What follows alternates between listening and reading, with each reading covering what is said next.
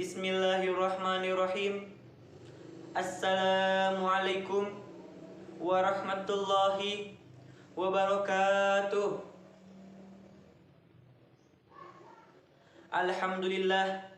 Alhamdulillahilladzi an'ama bi ni'matil imani wal islam wa nusalli wa nusallimu ala khairil anam sayyidina Muhammad wa ala alihi wa sahbihi ajmain, amma ba'du. Puji dan syukur mari kita panjatkan kehadirat Allah yang Maha Ghafur. Salawat beserta salam semoga tercurah limpahkan kepada Nabi kita, is the best man, is the best teacher, is the best leader, is the best motivator, yakni Nabi kita Nabi Muhammad sallallahu alaihi wasallam.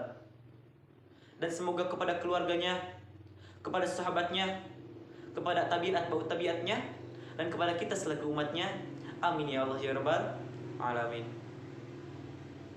Para dewan juri yang saya hormati, para ketua pelaksana yang saya hormati, juga para hadirin wal hadirat yang saya hormati dan saya cintai. Semakin pesatnya perkembangan zaman yang ditandai dengan hebatnya ilmu pengetahuan dan hebatnya kecanggihan teknologi, ternyata membuat kemerosotan moral bangsa yang menjadi wacana yang telah lama kian meningkat. Di mana banyak orang yang dengan mudahnya meninggalkan perintah agama. Pembunuhan terjadi di mana-mana. Korupsi, nepotisme merajalela. Dan bahkan ada seorang ayah yang tega merenggut kehormatan anak kandungnya, naudzubillahi min dzalik. Di mana akhlak mereka? Bagaimana pendidikan moral mereka? Apakah tidak ada orang yang menyuruh mereka untuk taat kepada ajaran agama? Padahal Allah telah mengingatkan dalam firman-Nya dengan Al-Quran dalam surat Al-Imran ayat 104 yang berbunyi, A'udzubillahi minasyaitonirrajim. Bismillahirrahmanirrahim. Wa takum minkum ummatun yad'una ilal khayri wa ya'muruna bil ma'ruf wa yanhauna 'anil munkar wa ulaika humul muflihun. Yang artinya, ada hendaknya di antara kalian segolongan umat yang menyuruh kepada kebaikan dan melarang kemungkaran. Maka itulah orang-orang yang mendapat keberuntungan.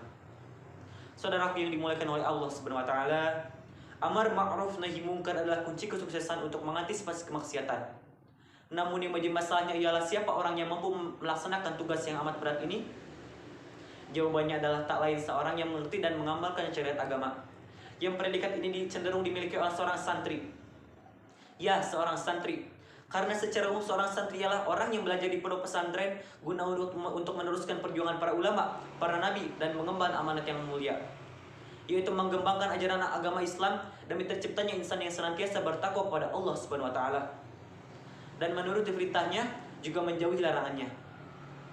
Hal ini sesuai dengan hadis sahih Nabi Muhammad SAW yang diriwayatkan oleh sahabat Imam Tirmidzi, yang artinya ulama adalah pewaris para nabi. Tatkala nabi sudah tiada, maka ulama lah yang akan mewaris seluruh tugas para nabi. Dan santri adalah bibit-bibit unggul generasi baru para ulama yang akan mewarnai seluruh aspek kehidupan yang terjadi di era globalisasi ini.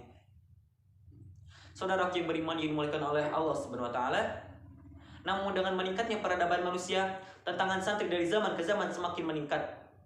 Saat ini santri tak cukup hanya bisa berzikir. Saat ini santri tak cukup hanya bisa mengaji. Namun saat ini santri bisa berpikir dan mengkaji seluruh fenomena alam yang terjadi di alam semesta ini dengan tetap berlandaskan kepada Al-Quran dan Al-Hadis. Sebagaimana sebuah jargon pondok pesantren, memelihara suatu yang lama dan baru dan mengambil hal-hal baru yang lebih baik. Dengan kata lain, santri harus mampu berpikir kreatif dan inovatif dalam menjawab seluruh tantangan zaman yang terjadi di era globalisasi ini.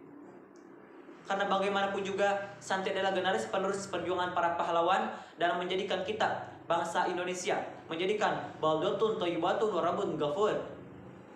Syekh Mustafa Al-Ghalai telah berkata di dalam kitabnya Hidayatul Nasyin, yang artinya, sesungguhnya di tanganmu lah wahai generasi muda, urusan negara dan bangsamu. Dan di derap langkahmu lah wahai generasi muda, mati atau hidupnya generasi dan bangsamu. Saudaraku yang dimuliakan oleh Allah Subhanahu wa taala, bangsa kita adalah bangsa yang kaya, bangsa yang tak kurang satupun. Bangsa kita, bangsa Indonesia, tak hanya membutuhkan orang yang berinteligensi tinggi, namun bangsa kita, bangsa Indonesia membutuhkan juga orang yang berkredibilitas dan loyalitas tinggi terhadap negara. Saudaraku yang beriman yang dimuliakan oleh Allah Subhanahu wa taala, husnul ikhtitam fi hadhil kalam, dapat kami tarik kesimpulan bahwa santri adalah bibit-bibit unggul generasi baru para pahlawan, para ulama, para nabi yang akan mewarnai seluruh aspek kehidupan yang terjadi di era globalisasi ini. Sekian dan demikian dari saya. Maaf bila ada kesalahan. undur maqala wa la tandur man qala. Wabillahi taufiq wal hidayah. Wassalamualaikum warahmatullahi wabarakatuh.